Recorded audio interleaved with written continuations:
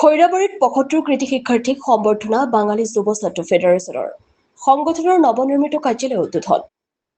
সদৌ অসম বাঙালী যুৱ ছাত্ৰ ফেডাৰেচন খৈৰাবাৰী আঞ্চলিক সমিতিৰ উদ্যোগত দেওবাৰে অনুষ্ঠিত হয় সম্বৰ্ধনা অনুষ্ঠান। সংগঠনটোৰ খৈৰাবাৰীস্থিত কাৰ্যালয়ত অনুষ্ঠিত গাম্ভীৰ্যপূৰ্ণ সভাত হাইস্কুল শিক্ষান্ত আৰু উচ্চতৰ মাধ্যমিক শিক্ষান্ত পৰীক্ষাত কৃতিত্বৰে উত্তীৰ্ণ ৭৫ গৰাকী মেধাৱী শিক্ষাৰ্থীক আনুষ্ঠানিকভাৱে সম্বৰ্ধনা জ্ঞাপন কৰে সংগঠনটোৰ খৈৰাবাৰী আঞ্চলিক সমিতিয়ে। জিলা সভাপতি আশিস দেৱনাথৰ সভাপতিত্বত অনুষ্ঠিত সভাত ভাগ লৈ ছাত্ৰ সংগঠনটোৰ কেন্দ্ৰীয় সভাপতি সম্ৰাট ভাৱেলে ছাত্ৰ-ছাত্ৰীসকলক অধ্যয়নশীল হ'বলৈ উৎসাহিত কৰে। সমাজ আৰু জাতিৰ প্ৰতি দায়িত্বশীল হ'বলৈ তেওঁ ছাত্ৰ-ছাত্ৰীসকলক আহ্বান জনায়। অৱসৰী শিক্ষক সুধেন্দু মোহন তালুকদাৰ, বিশিষ্ট নাগৰিক অনিল চৌধুৰী, প্ৰাক্তন ছাত্ৰ নেতা বিজয় সেনগুপ্ত, নিচিলামাৰী মধ্য ইংৰাজী বিদ্যালয়ৰ প্ৰধান শিক্ষক ডক্টৰ পংকজ চৰকাৰ, অৱসৰী শিক্ষক প্ৰশান্ত আচাৰ্যকে ধৰি কেইবাগৰাকীও বিশিষ্ট ব্যক্তিয়ে সভাত বক্তৃতা প্ৰদান কৰি শিক্ষাৰ্থীসকলক সফলতাই আগুৱাই যাবলৈ অনুপ্ৰেৰণা যোগায়।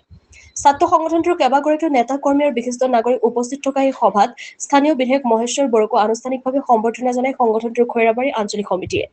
ইয়াৰ পূৰ্বে খৈৰাবাৰী আঞ্চলিক সমিতিৰ নৱনিৰ্মিত কাৰ্যালয়টি উদ্বোধন কৰে ছাত্ৰ সংগঠনটোৰ শীৰ্ষ নেতা সম্ৰাট ভাৱেলে। খৈৰাবাৰীৰ পৰা ধীৰেন মহলীয়াৰ ৰিপৰ্ট AIN লাইভ। আজি সদৌ অসম বাঙালী ছাত্ৰ ফেডাৰেচন খৈৰাবাৰী আঞ্চলিক সমিতিৰ উদ্যোগত HSLC আৰু HS উত্তীৰ্ণ হোৱা শিক্ষাৰ্থীসকলক সম্বৰ্ধনা অনুষ্ঠান আয়োজন কৰা হৈছিল। লগতে আমাৰ বহুদিনীয়াৰ সপোন খৈৰাবাৰী আঞ্চলিক সমিতিখনৰ এখন বিল্ডিঙৰ প্ৰয়োজন আছিল, যিখন বিল্ডিং আমি আজিৰ দিনত সম্পূৰ্ণ কৰি উঠাইছোঁ আৰু আমাৰ কেন্দ্ৰীয় সভাপতিৰ দ্বাৰা আমি এই কাৰ্যালয়টিৰ দ্বাৰ উন্মোচন কৰিছোঁ। আমি কিছুদিন দেৰিকৈ হ'লেও আমাৰ এই উচ্চতৰ আৰু উচ্চ মাধ্যমিক শিক্ষাৰ্থীসকলৰ যি প্ৰথম বিভাগত উত্তীৰ্ণ হোৱা শিক্ষাৰ্থীসকলক যি সম্বৰ্ধনাৰ ব্যৱস্থা কৰিব লাগিছিল কিছুদিন আগতে, আমি আমাৰ অসমৰ বিভিন্ন ঠাইত বানপানীৰ যি এটা সমস্যা হৈছিল বা বানপানী যে এটা বিভীষিকাময় পৰিস্থিতিৰ সৃষ্টি কৰিছিল তাৰে প্ৰতি লক্ষ্য ৰাখি আমি কিছুদিন দেৰিকৈ হ'লেও আমি এই অনুষ্ঠানটো আমি সাফল্যমণ্ডিত কৰিছোঁ। আৰু আজিৰ এই অনুষ্ঠানত আমাৰ HS আৰু HSLCৰ টোটেল শিক্ষাৰ্থী 75জন আছিল। লগতে আমাৰ এই অঞ্চলত আমাৰ সংগঠনৰ শুভাকাংক্ষীৰ লগতে এই অঞ্চলৰ আমাৰ সংগঠনৰ উপদেষ্টা মণ্ডলীসকলৰ লগতে আমাৰ এই 45 নং বিধানসভা সমষ্টিৰ সন্মানীয় MLA মহেশ্বৰ বড়ো ডাঙৰীয়াও আমাৰ মাজত উপস্থিত আছিল। যিহেতু আমি দেৰিকৈ হ'লেও এই অনুষ্ঠানটি সাফল্যমণ্ডিত কৰিব পাৰিছোঁ, তাৰ কাৰণে আমি বিশেষভাৱে ধন্যবাদ জ্ঞাপন কৰিছোঁ। আচ্ছা, সম্বৰ্ধনা অনুষ্ঠান আমাৰ সদৌ অসম বাঙালী যুৱ ছাত্ৰ ফেডাৰেচন খৈৰাবাৰী আঞ্চলিক অফিচত সম্বৰ্ধনা অনুষ্ঠান HS আৰু HSLC ছাত্ৰ ছাত্ৰীসকলক আমি জ্ঞাপন কৰিছোঁ। লগতে আজি আমাৰ সদৌ অসম বাঙালী যুৱ ছাত্ৰ ফেডাৰেচন খৈৰাবাৰী আঞ্চলিক অফিচ নিয়াৰ চিলাইমাৰী দুৰ্গা মন্দিৰ আমি নতুনকৈ অফিচ এটা লৈছোঁ। সেই অফিচটো আজি আমাৰ সন্মানীয় আমাৰ চেণ্ট্ৰেল প্ৰেচিডেণ্ট সম্ৰাট ভাৱেল মহাশয় ডাঙৰীয়াই ইনিগ্ৰেশ্যন কৰিছে। কথাটো হ'ল যে এডুকেশ্যনৰ ক্ষেত্ৰত আমি বাঙালীসকল বৰ্তমান দিনত পিছ পৰি আছোঁ।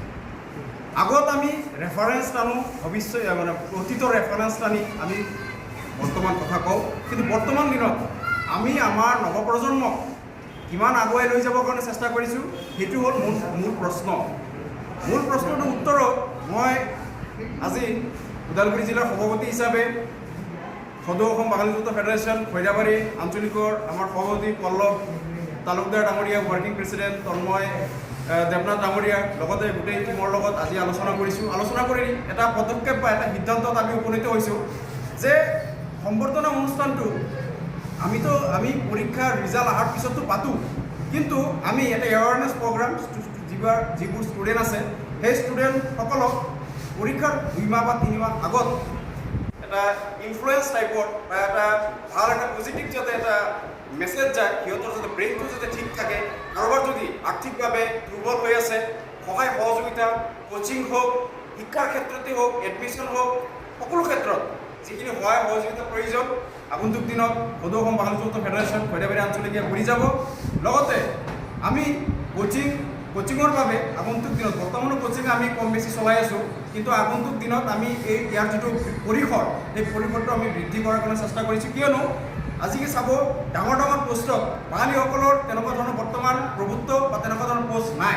সেইকাৰণে ফৰ এক্সাম্পল আপুনি ধৰি লওক যে আজি আমাৰ যিটো প্ৰশাসনিক বা পাব্লিক ছাৰ্ভিচ যিবিলাক আছে, APSC হওক বা UPSCৰ আণ্ডাৰত IPS হওক IAS হওক, এই ক্ষেত্ৰত আমি কিন্তু বহুত পিছ পৰি আছোঁ। আমি এটা বস্তু ফালে আগবাঢ়ি আছোঁ, এইটো হ'ল টিচাৰ। আগবঢ়াও নাই, মানে যিখিনি ৰিক্ৰুটমেণ্ট হ'ব লাগে তাৰ পৰা হয়তো 1% 2% আমাৰ বেংগলীসকলে পায়। কিন্তু আপুনি যদি চাব যায় যে 4th গ্ৰেড 3rd গ্ৰেডৰ বাহিৰে শিক্ষকৰ বাহিৰে মানে মুষ্টিমেয় দেই, সেইখিনি যে চাকৰি পায় সেইখিনি মুষ্টিমেয়, অলপ মানে 2% 3% 100ৰ ভিতৰত। আমি আমাৰ শিক্ষাগত যিটো আৰ্হতা সেইখিনি আৰু ডেভেলপ কৰিব লাগিব। চাকৰিৰ যিটো মানে আমাৰ যিটো এইমছ, যিটো মানে পোষ্টৰ যিটো মানে ইনক্ৰিজমেণ্ট সেইখিনি আমি বঢ়াব লাগিব।